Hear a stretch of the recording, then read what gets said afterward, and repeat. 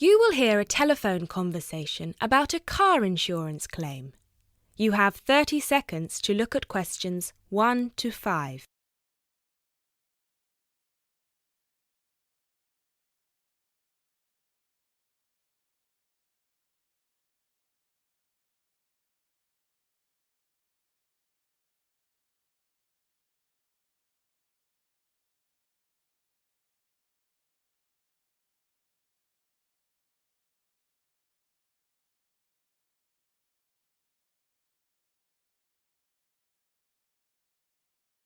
Good afternoon. Watto Insurance. This is Janet speaking. How may I help you? Yes, hello. I would like to make a claim on my car insurance, please. Certainly, sir.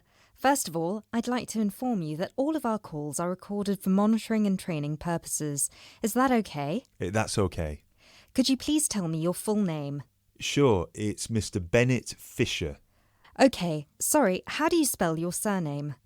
It's spelled Fischer. Great, thank you. I see that you have taken out a third-party fire and theft premium with us on a 2013 light blue Volkswagen Passat. Is that okay? Yes, well, almost. The colour is not light blue, it's light green.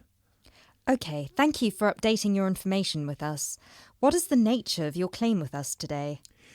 Last weekend, I had driven up to York on business and left my car in a monitored car park. However, it was only monitored until 8 p.m, and I did not return to collect it until 9:30 p.m, after which no car park staff were present. When I arrived at the car park, my car wasn't there. It must have been stolen. I see. Were there any valuable items left in your car which could have been seen from outside? Well, I had recently bought quite an expensive radio for my car, but the front panel is detachable, and I always stow it in my glove compartment. So, no, there wouldn't have been anything valuable on display. Okay, Mr. Fisher. Thank you for that information. I'm going to send you some forms through the mail for you to fill in. Before I can do that, I need to ask you a couple more questions. Is that okay? Of course.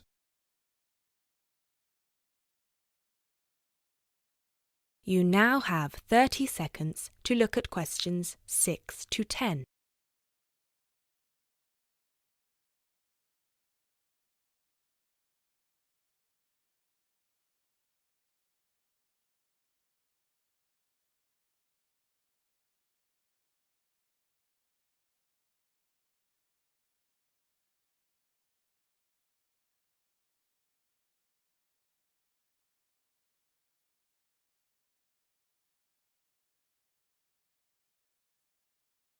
Thanks, Mr. Fisher.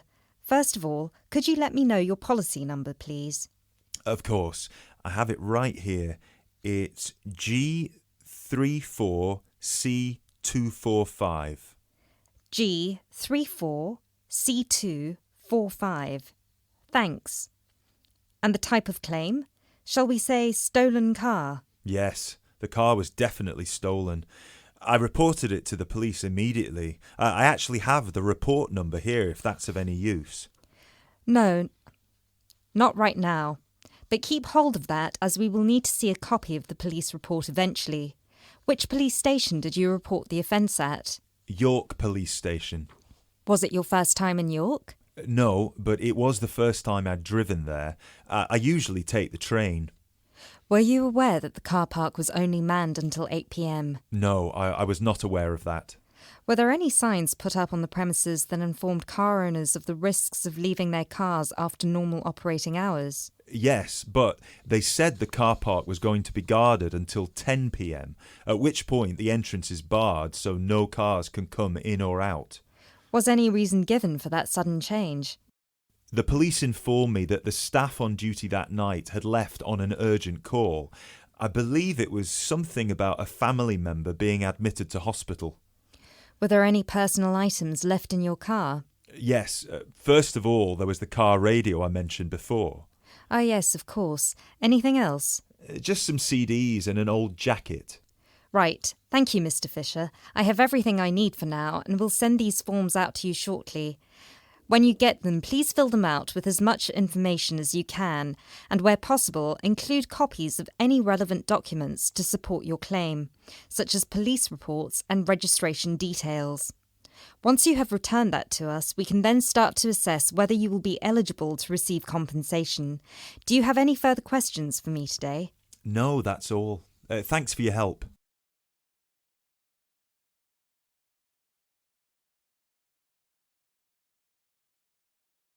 You will hear a speech given to new employees at a museum.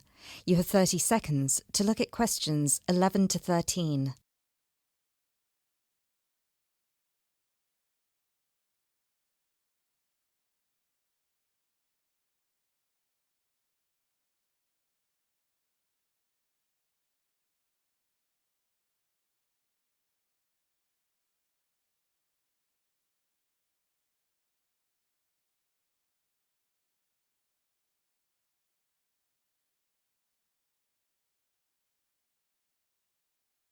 Allow me to introduce myself. My name is Peter Myers, and on behalf of everybody here at Stevensbridge Dungeons, I would like to welcome you all to our entertainment team. This year, the hiring process was especially competitive, and it might interest you all to know that for every position there were almost 30 applicants, so you really are the best of the best. In a moment, I will take you on a tour of the museum so you can get an idea of what the space is like.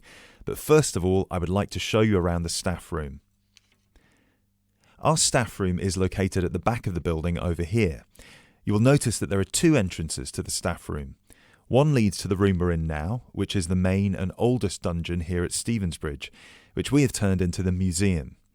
This is where you will greet the new visitors, and also where the tour throughout the dungeons will begin. I should mention now that we only ever send visitors through as part of a group, so even on the busy days you will still get roughly 10 minutes of free time between each group. Make sure you use that time wisely, because you'll need to get straight back into character as soon as it's over.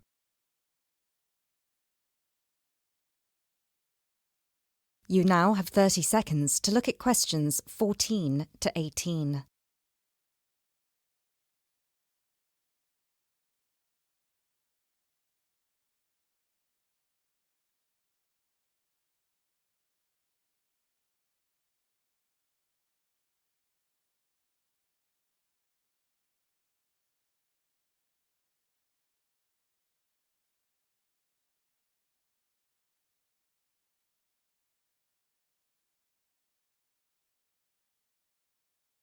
Right, follow me and I'll show you the layout of the museum.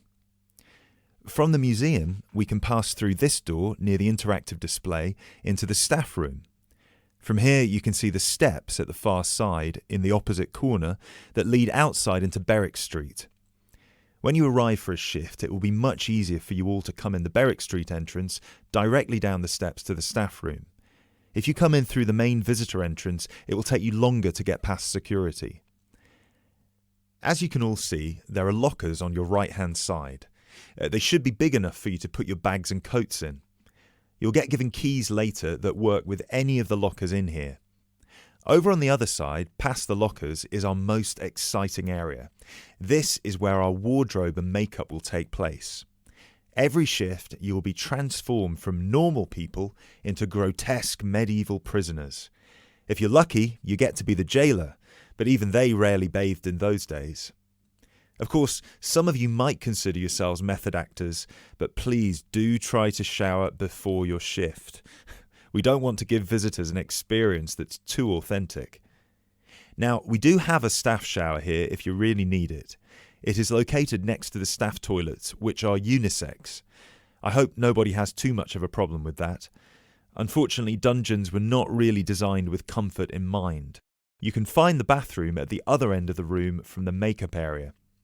There is also another toilet for the public, concealed just to the right of the door into this room. Let's move back into the museum. We have three main sections down here. The first one you pass into when you leave the staff room is the museum. This is where all the useful information can be found, such as dates, number of prisoners, and the kinds of torture that were used. I know it's a lot of information to take in on your first day, but try to learn as much of it as you can. Even though you'll mostly be in character, visitors might want to ask you some questions, and it would be great if you could tell them more about the dungeons. I think it would be more interesting if visitors could learn directly from you rather than having to read about it. As you can see, on the left we have an interactive display for children, and on the right we have a photo booth. This was the original dungeon, first built in 1435. Now, let's pass through into the main dungeon that was added during the Tudor period in around 1570. You might be able to feel that the air is a lot damper and cooler here. That is because we are now beneath the River Stevens. This is primarily the room in which most of you will be working. This is where many high-profile religious figures were held, sometimes for years on end. Depending on the roles you'll be playing, you can either be chained up, free to roam, or, if you're a jailer, wandering between prisoners to keep an eye on them. You now have 30 seconds to look at questions 19 to 20.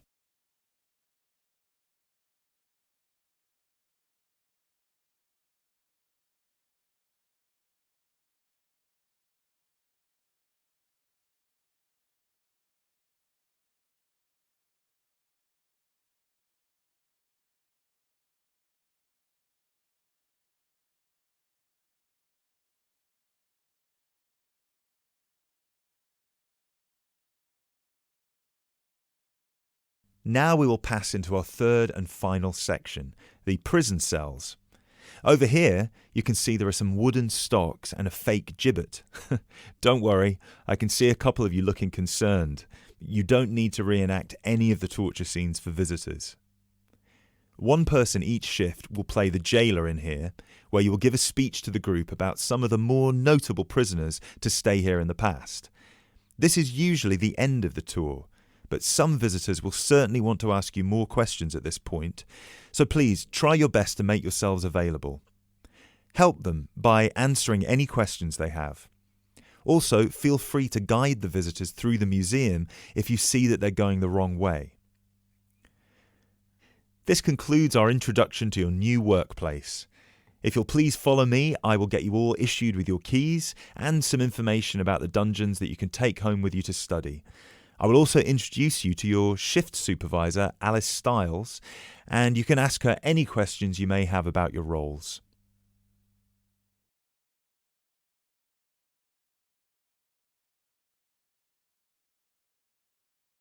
You will hear a conversation about tea between an expert and a reporter. You have 30 seconds to look at questions 21 to 24.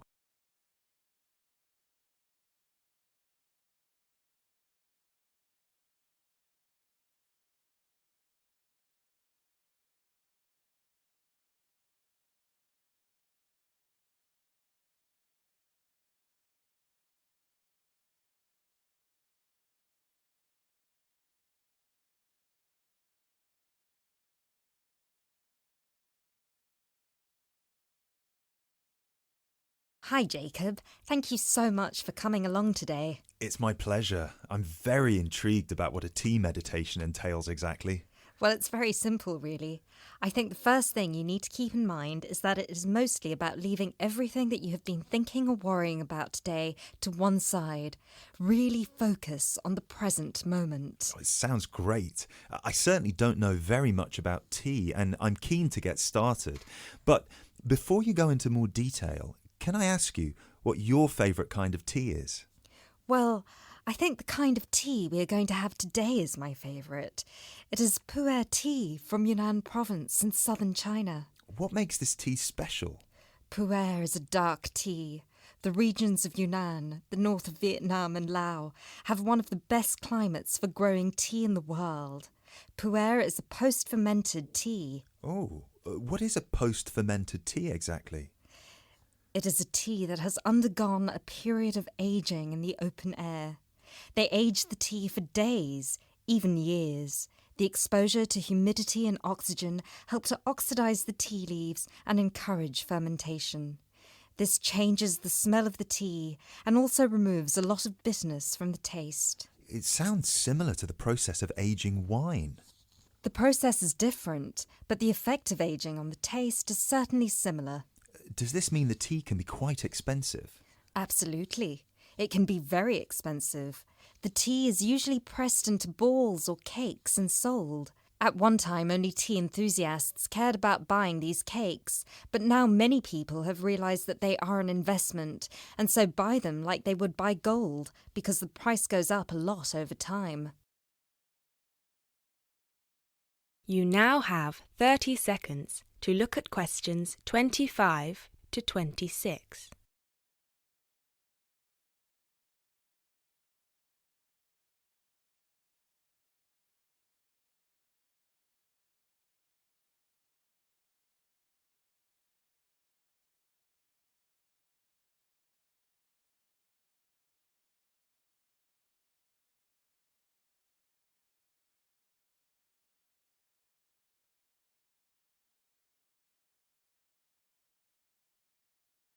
So now I want you to focus on clearing your mind of anything other than this present moment.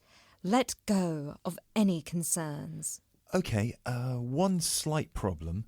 I will need to record our conversation, and I will need to take notes for the article. I plan to write about this for my newspaper. Is that OK? Oh yes, of course. Whatever you need. Thank you. I'll try to keep my notes to a minimum. Good. So, where was I? Oh yes, I think very few people really appreciate the complexity and variety of tea that exists in the world. Right. Most people are maybe like me and just use tea bags. Exactly. And with a tea bag, the tea is trapped inside and cannot move around freely. You can really taste the difference drinking a brewed tea that was free to move around through all the water. So, do you ever use tea bags? Never. You now have 30 seconds to look at questions 27 to 30.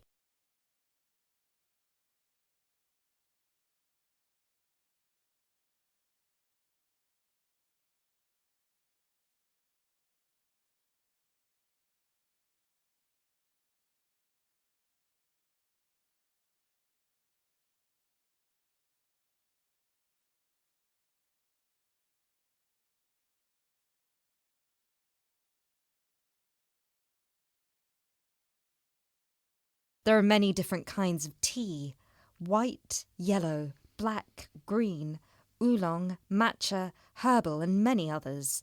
Each one has its own unique properties. To fully experience what each tea has to offer, you must brew it in the correct way. I also believe in only drinking tea that is picked and sorted by hand, rather than using mechanical processes. Although it takes more time, the tea made by hand is so much better that it leads to an increase in the tea's sales.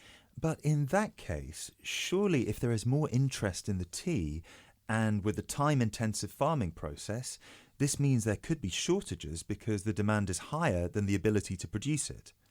There were shortages for a while, but then an artificial fermentation process was developed in the 1970s, which helped to speed up the fermentation times.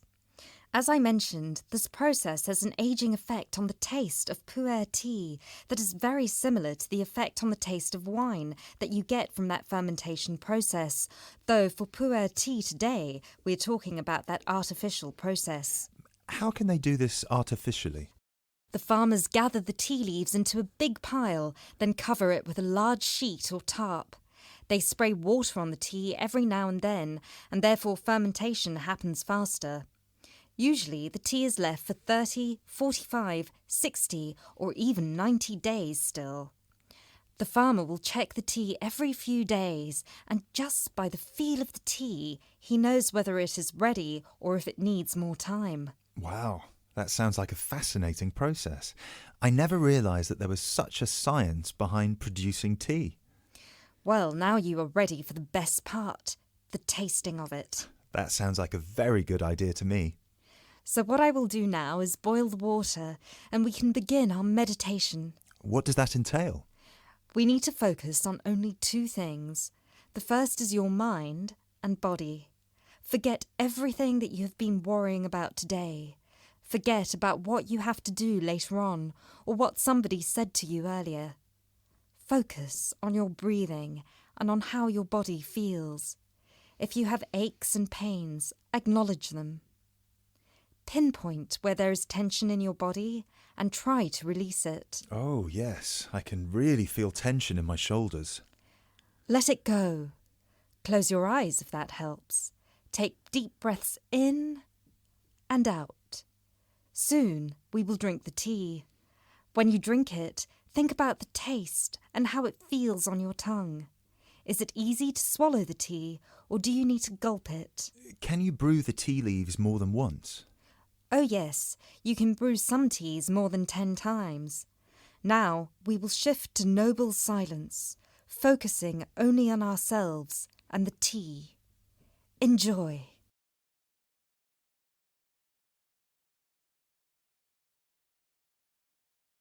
You will hear part of a lecture about architecture.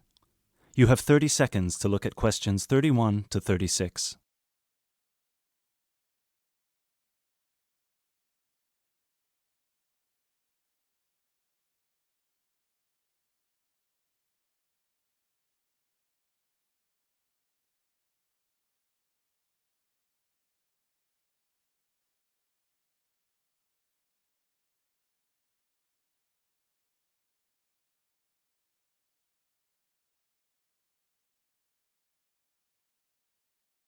During today's seminar, we will be looking at English Gothic architecture and its origins with a specific case study of Wells Cathedral in England. The Gothic style was initially brought over to England from France. This was at a period of time in which England was ruled from France by the Normans, starting with William the Conqueror, who first defeated the English army at the Battle of Hastings on October 14th, 1066. After 1072, when some smaller rebellions in northern England had been defeated, the Normans gained complete control of the English monarchy, which they controlled until 1154. The peace that ensued in England had a large impact on many aspects of daily life. Thousands of French words entered the English language for the first time, such as beef, fruit, city, and hour. French ideas and styles like Gothic also began to flow across the Channel to England too, examples of which can still be seen in the architecture of many listed buildings. A listed building is one that is protected from alteration or demolition because of its historical or stylistic importance. One such building is Wells Cathedral. Construction on Wells Cathedral began in 1175, at a time when Gothic architecture as a style was in its infancy. As a result, it is one of the first entirely Gothic buildings ever constructed. From the first design to the date it was completed in 1490, Gothic architecture flourished in England. Therefore, later additions to the building were still influenced by this Gothic style, rather than by later architectural styles such as Tudor architecture. Older cathedrals in England would have initially been influenced by Romanesque architecture, alternatively known as Norman architecture in England. As the former name suggests, Romanesque was a building style based on the skills passed on to various areas of Europe by the Romans. When the Western Roman Empire collapsed in the 5th century, these methods were retained by Rome's former colonies and developed further. One such Roman gift to the Romanesque architects was the round arch, also known as the true arch. The Romans perfected this style by using wedge-shaped stones called voussoirs, which created pressure that held the structure together at the top. Cathedrals in England, such as the ones in Ely and Canterbury, were started before the arrival of Gothic architecture. Even though parts of those two cathedrals, which were constructed later, are in the Gothic style, other sections predating the arrival of Gothic architecture are Romanesque. The result is known as eclectic, because the building is constructed using more than one style. All of these cathedrals belong to a group known as the Medieval Cathedrals of England. There are 26 different buildings that belong to this group in total. all of which were constructed or added to during a 500-year period from 1040 to 1540. You now have 30 seconds to look at questions 28 to 30.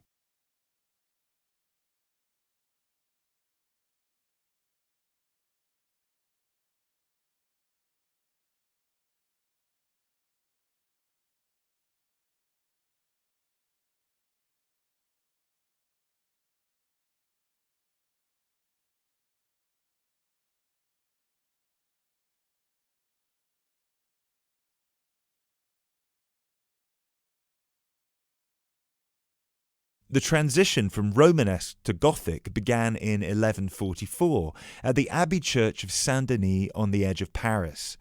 It was here that a Benedictine abbot by the name of Suger had just completed his plan to rebuild the Basilica of Saint-Denis in a new style through which he believed the dull mind rises to truth through that which is material. This refers to one architectural feature in particular: high, rib-vault ceilings which created much more space inside the cathedral and were designed to draw the attention of people up towards heaven. This design feature also allowed whole walls of the cathedral to be transformed by colourful stained glass. Work started on Wells Cathedral soon afterwards, greatly inspired by Abbot Suger's work. Planned in the crucifix style with the head pointing east and foot pointing west, the cathedral is 126 metres long and the nave is 20 metres high. This is quite low compared to some of the bigger cathedrals elsewhere. Use of tracery, lancet windows and mullions are all characteristic of English Gothic architecture. Whilst examples of all three of these architectural elements can be found at Wells, the lancet windows have no tracery at all, which was more common in early English Gothic architecture before advances were made in the use of mullions and tracery with glass. Lancet windows are tall, thin windows with a pointed arch at the top, and are so named because they resemble the weapon often carried by a soldier called a lance. Examples of these lancet windows can be seen on the west front of the cathedral, which is the most celebrated for its life-size sculptures and delicate floral carvings. Inside the pinnacle-topped gable is a sculpture of Christ the Judge. Immediately below him, sculptures of the 12 apostles peer out over the small city of Wells. Below the apostles are 9 archangels, which are half-size sculptures. At one time, all of these, along with the decorative carvings, would have been painted and gilded. However, today, all the paint has worn away and the sculptures are the colour of the oolite sedimentary stone used to construct the cathedral. It is remarkable to think that more than 800 years ago, such magnificent buildings were created without the use of large cranes and modern technology. It would have taken much longer, but it is possible to see the high level of craftsmanship and attention to detail that is less common in the modern day.